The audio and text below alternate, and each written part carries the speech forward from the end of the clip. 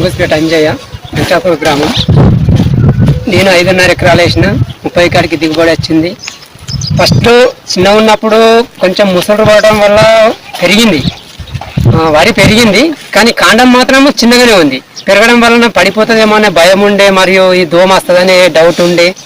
అట్లా అనుకుని కొంచెం ఆడుపాడు చేయవలన దోమారి అగ్గాలేదు, ఉయిపూరు అగ్గాలేదు. మంచిగానే ఇనేసరికి కల్లా అంటే ఇంచుమించు మనకు ఛాతికాడికి వచ్చింది. ఛాతికాడికి వచ్చినా గాలి దుమానం ఎంత పెట్టినా మామూలుగా లైట్గా అంగింది. మళ్ళీ తెల్లారి మర్నాడు కల్లా మళ్ళీ లేచింది. మనము మామూలుగా ఏదన్నా రకం కాలుతో ఇట్లా ఒత్తితే పడిపోతుంది, కానీ ఇది పడది, అంత గట్టిగా ఉన్నది.